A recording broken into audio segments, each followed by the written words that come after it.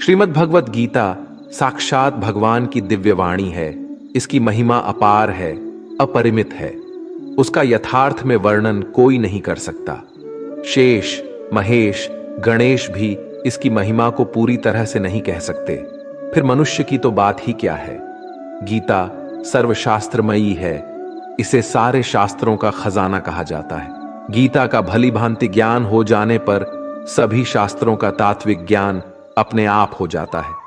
गीता को हम भगवान से भी बढ़कर कहे तो कोई अत्युक्ति नहीं होगी। भगवान ने स्वयं कहा है, मैं गीता के आश्रय में रहता हूं। गीता मेरा श्रेष्ठ घर है।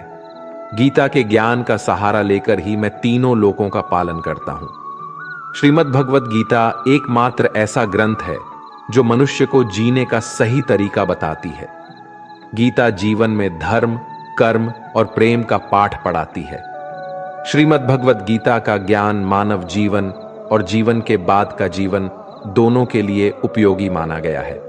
भगवत गीता में कुल 18 अध्याय और 700 श्लोक है, जिसे सभी के लिए पढ़ पाना थोड़ा मुश्किल है। इसीलिए आज के इस बेहद ही खास वीडियो में हम श्रीमद् भगवत गीता के 201 विचारों के बारे में बात करने वाले हैं, जिन्हें जानकर आप श्रीमद् भगवत गीता का सही मतलब समझ पाएंगे। इसलिए इन विचारों को आप हर रोज रात में सोने से पहले जरूर सुनें। तो चलिए अब देर नहीं करते हुए वीडियो शुरू करते हैं।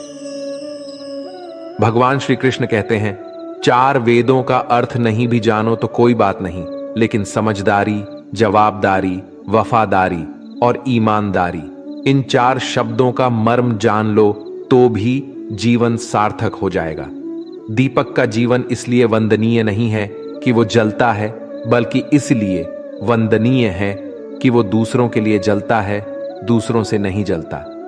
हमारी आस्था की परीक्षा तब होती है जब हम जो चाहे वो ना मिले और फिर भी हमारे दिल से प्रभु के लिए शुक्रिया ही निकले। अगर सही मायने में आप अपना जीवन बदलना चाहते हो तो सबसे पहले आपको अपना मन बदलने के लिए तैयार रहना पड़ेगा, क्योंकि जैसा आपका मन रहेगा वैसे ही आपके विचार होंगे, और जैसे आपके विचार होंगे वैसे ही आपका जीवन होगा। नीच विचार रखोगे तो नीच बन जाओगे, अच्छे विचार रखोगे तो ऊंचाई पर जाओगे। विश्वास किसी पर इतना करो कि वो तुम्हारे साथ छल करते समय खुद को दोषी समझे, और प्रेम किसी से इतना करो कि उसके मन में सदैव तुम्हें खोने का डर बना रहे। भगवान श्री कृष्ण कहते हैं, व्यक्ति को सदैव बुराई से बचकर रहना चाहिए। अगर कोई बुरा कर्म करता है तो वह कर्म उसको अपने जीवन में भोगना ही पड़ता है। जिस प्रकार सैकड़ों गायों के बीच बछड़ा अपनी मां को खोज लेता है, ठीक उसी प्रकार कर्म का फल आपको हजारों के भीड़ में भी खोज लेगा। माधव कहते हैं, किसी जीव को कष्ट देकर आप मुझे खुश नहीं देख सकते हो। श्री कृष्ण जगत के स्वामी है। वह कण कण में निवास करते हैं। छोटे से छोटे जीव के हृदय में ईश्वर का वास होता है। उस जीव को कष्ट का अनुभव होना ईश्वर को कष्ट का अनुभव कराता है। इसीलिए किसी भी जीव को कष्ट देना ईश्वर को कष्ट देने के समान है। मृत्यु एक अटल सत्य है जिसे कभी बदला नहीं जा सकता है।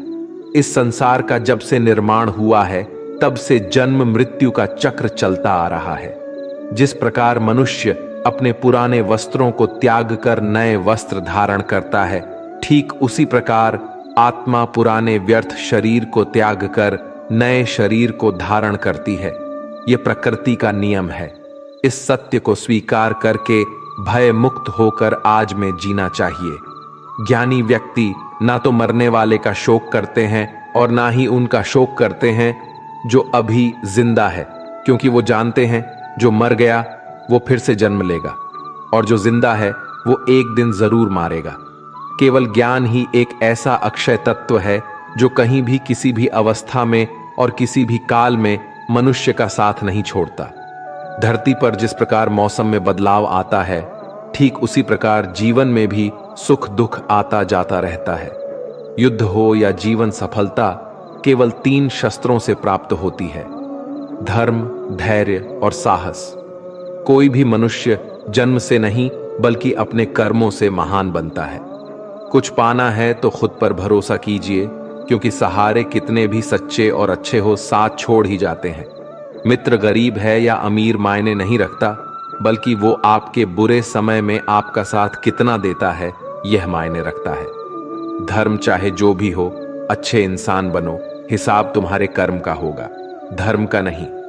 खुशी के लिए काम करोगे तो खुशी नहीं मिलेगी, लेकिन खुश होकर काम करोगे तो जरूर मिलेगी। जब आप दूसरों के लिए अच्छा चाहते हैं तो वही अच्छी चीजें आपके जीवन में वापस आती है। यही प्रकृति का नियम है। आपका मूल्य इससे तय नहीं होता कि आप क्या हैं, ये इससे तय होता है कि आप खुद को क्या बनाने की क्षमता रखते हैं। हंसता हुआ मन और हंसता हुआ चेहरा, यही सच्ची संपत्ति है। मनुष्य हमेशा अपने भाग्य को कोसता है, ये जानते हुए भी कि भाग्य से भी ऊंचा उसका कर्म है जो उसके स्वयं के हाथों में है। कमियां भले ही हजारों हो तुम्हें, लेकिन खुद पर विश्वास रखो कि तुम सबसे बेहतर करने का हुनर रखते हो। जितना इंतजार परमात्मा आपसे करवा रहा है, समय आने पर वो इतना देगा कि संभाल भी नहीं पाओगे। भगवान श्री कृष्ण कहते हैं, जिस प्रकार प्रकाश की ज्योति अंधेरे में चमकती है, ठीक उसी प्रकार सत्य भी चमकता है। इसलिए मनुष्य को हमेशा सत्य की राह पर चलना चाहिए। क्रोध मनुष्य को नरक की ओर ले जाने वाला द्वार है। क्रोध करने से व्यक्ति का मन अशांत हो जाता है। वो आवेश में आकर कई बार अपना ही नुकसान कर बैठता है। भगवान श्री कृष्ण कहते हैं, मनुष्य को क्रोध करने से बचना चाहिए। कितना भी गुस्सा आए, स्वयं को शांत रखने का प्रयास करें।